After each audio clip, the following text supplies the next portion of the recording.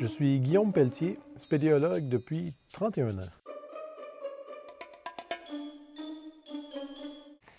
Photographie souterraine, bon, évidemment, appareil photo, mais le plus important sous terre, c'est les flashs électroniques. Si on décide d'utiliser des flashs électroniques, parce qu'on pourrait aussi utiliser un éclairage continu et puis réduire le temps d'exposition. Mais ce dont je veux vous parler, c'est plutôt de l'aspect flash électronique, puis surtout comment on les contrôle. Fait qu'heureusement, merci à la capacité manufacturière de la Chine, il y a toutes sortes de produits qui existent aujourd'hui et qui nous simplifient vraiment la vie. C'est tout ce qui s'appelle déclencheur à radiofréquence. C'est quelque chose qui est facilement accessible depuis pas très cher, je veux dire, là, depuis environ 8-10 ans, là, je dirais. Avant ça, on utilisait beaucoup des trucs à infrarouge, les fameux Firefly, qui étaient une calamité innommable qui ne fonctionnait jamais. Parce que l'idée en photographie spéléologique, c'est d'avoir plusieurs sources d'éclairage. Ce que nous permet les déclencheurs à radiofréquence, c'est d'avoir des groupes indépendants. Bon, dans ce cas-là, ici, c'est un Yongnuo, c'est une marque chinoise, mais qui fonctionne vraiment très bien. On a 3 groupes.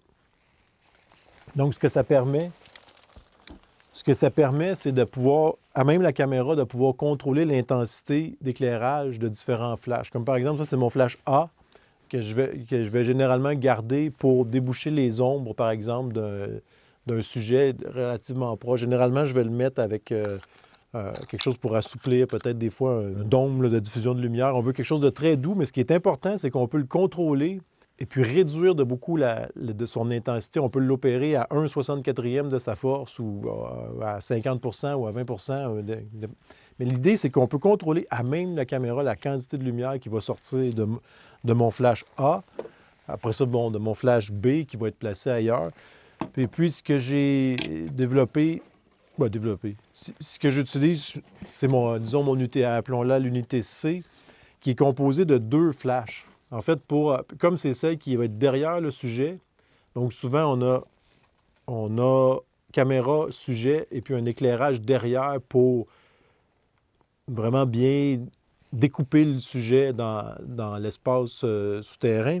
Donc, ce flash-là, il a besoin d'être particulièrement puissant, d'où l'idée de le doubler, de le mettre double, et puis dans un espèce de caisson un peu encombrant. Il y a moyen de faire mieux, mais j'ai eu des résultats incroyables avec ça. Généralement, j'en ai 2 avec 2 flashs.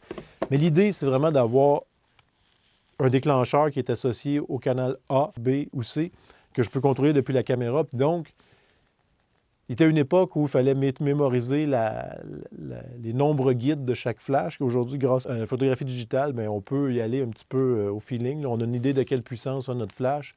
On joue sur l'ouverture. Et puis, on voit sur l'écran LCD, on voit le résultat instantanément, avec les histogrammes aussi. Mais donc, la capacité qu'on a de pouvoir contrôler la lumière directement à partir de la caméra, ça change considérablement le travail du photographe souterrain, ce genre de matériel-là.